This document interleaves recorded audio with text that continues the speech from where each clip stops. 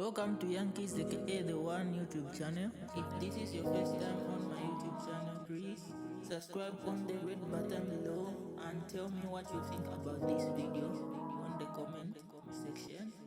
I will be glad to hear from you guys. Madam Speaker, the official opening of Parliament by the President is an important occasion for the nation because it spells, the government's commitment to addressing the challenges that people are going through. The citizens of this country were glued to their televisions, to their radios, and to their Facebook because now Parliament is on Facebook.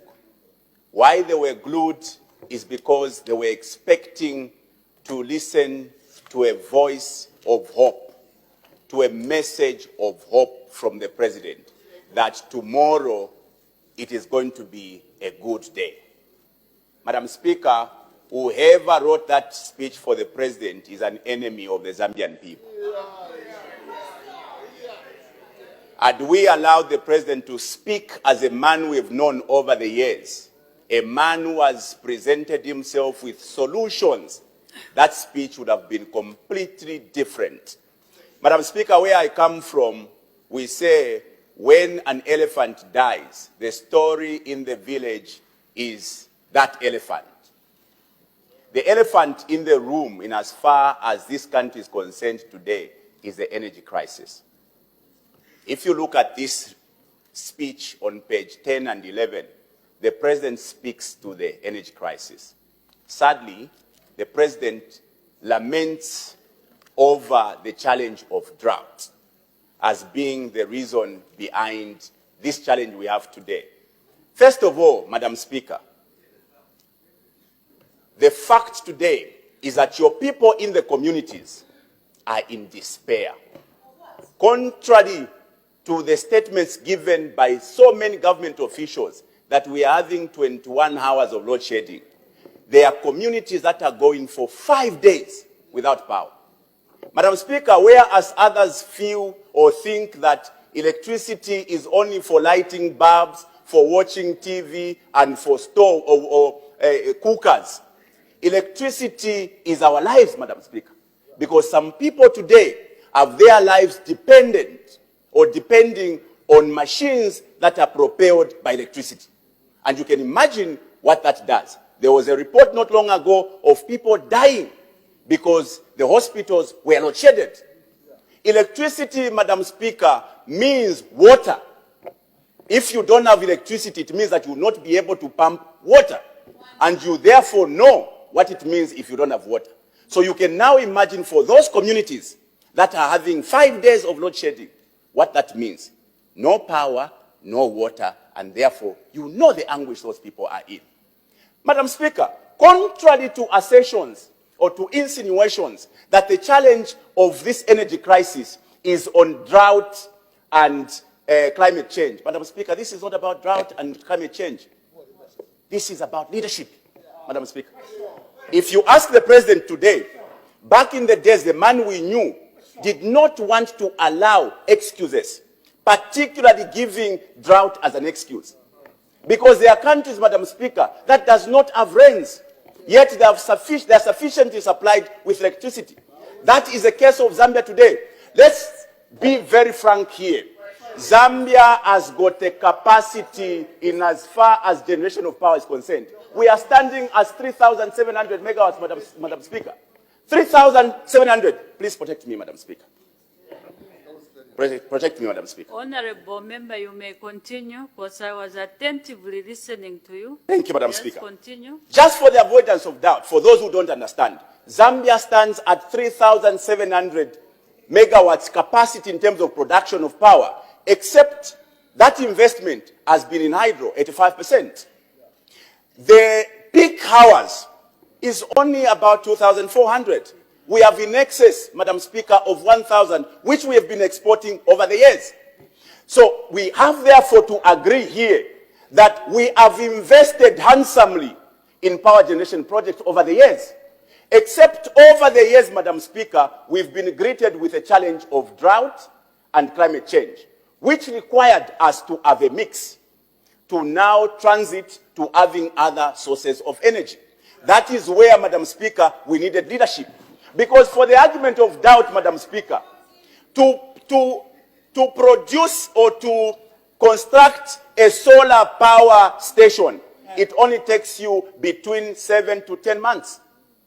The UPND government have been in power for 3 years. Today, we are only talking of a deficit of 1,300 megawatts.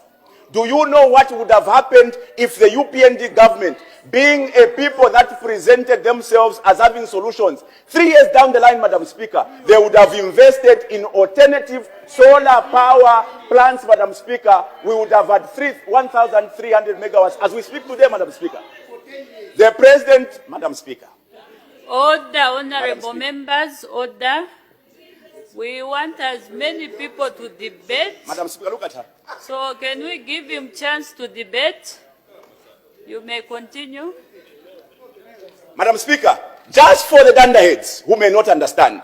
For the dunderheads. No, that Madam is Speaker, we have a capacity to produce 3,700 megawatts. Order. You've used parliamentary language. The dunderheads. I apologize, Madam Speaker, and I withdraw. Just for those who may not understand, because this is technical. There are people who are saying there was no investment in electricity generation. Madam Speaker, we are standing at 3,700 megawatts. We have 1,000 megawatts more than what we need.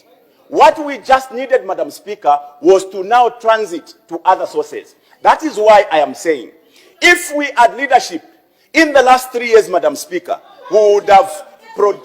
The honorable member for Mwandi, you are becoming too loud. We'll give you a chance, honorable member for Mwandi, to debate. Thank you. The honorable member for... Madam Speaker, the President missed an opportunity to give assurance to the Zambian people.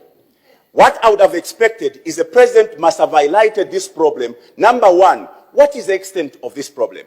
Starting with what we are dealing with in terms of the deficit and the interventions. The interventions should have spelled out short-term, medium-term, and long-term measures.